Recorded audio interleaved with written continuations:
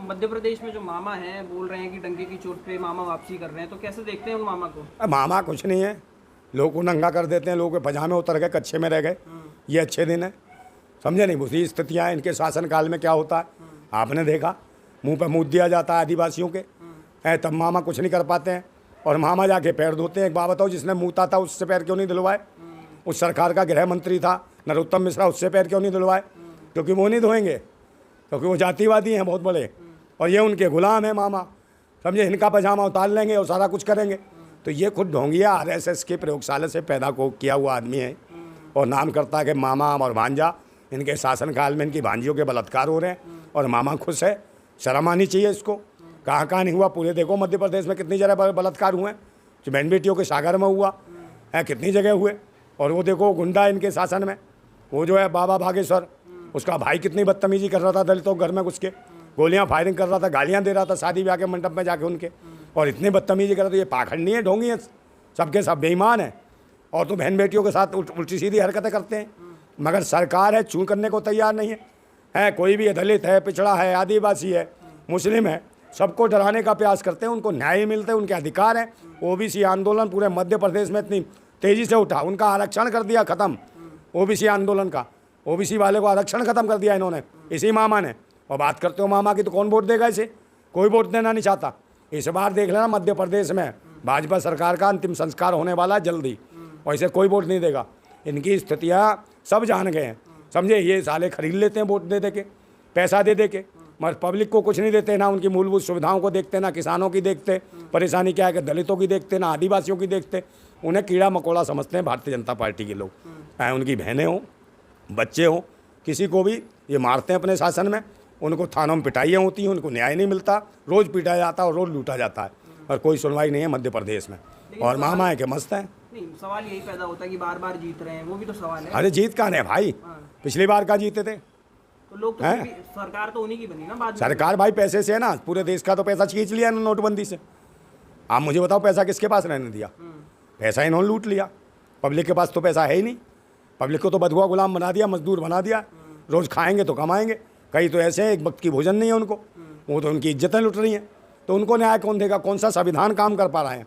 क्योंकि संविधान को ये ख़त्म कर रहे हैं, संविधान की ताकत ख़त्म कर रहे हैं, संविधान की आत्मा ख़त्म कर रहे हैं। क्योंकि दलितों, शोषितों, वंचितों, अल्पसंख्यकों, पिछड़ों के सबके अधिकार ख़त्म करना चाहते हैं, संविधान भी बदलना चाहते हैं। ये भारत का संविधान बदलना चाहते हैं। पर मैंने चुनौती दे रहा हूँ, अगर भारत के संविधान को हाथ लगाने की कोशिश करी ना, तो ये देशवासी जो है ना, भारतवासी हाथ काट देंगे तुम्हारा। भाजपा के बहुत से नेता कहते हैं संविधान पूर्ण रूप से सही नहीं है, काफ़ी चीज़ें संशोधित। हाँ, तो इनके बाप का कहले वो इसको बताओ ना, जो 5-5 हज़ार साल पुरानी जो किताबें लिखी है, मैंने कहा नहीं अभी कि ये जो किताबें जो 5-5 हज़ार से शोषण करती हैं, आदमी को गधा बताती हैं, एक आदमी को दूसरे आदमी को जानवर बताती है।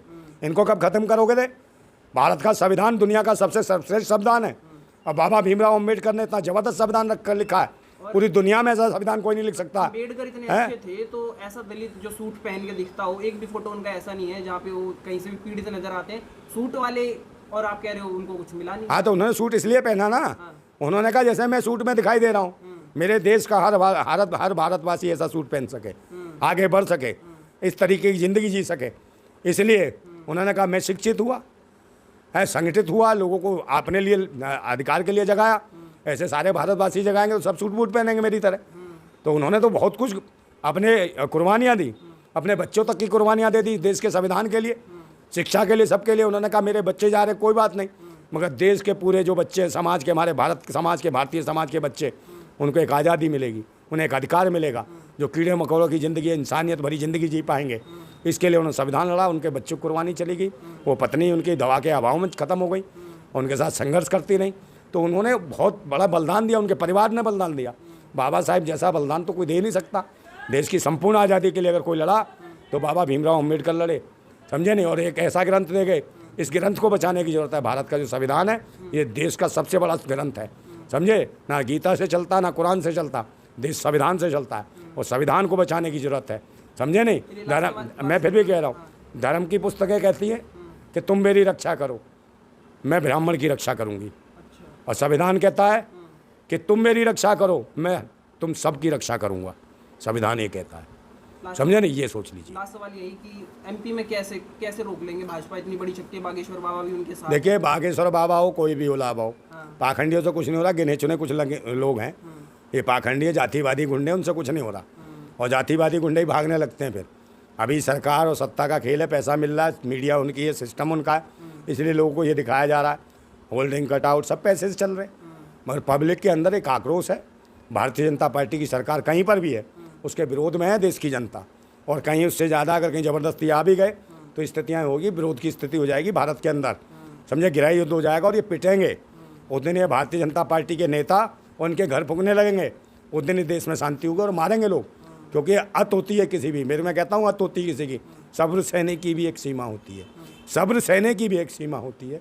बांध टूटता धीरज कांताबाती होती है, अति होने पर प्रलय और प्रवर्तन होता, तब नई सुबह की नई सृष्टि का सृजन होता।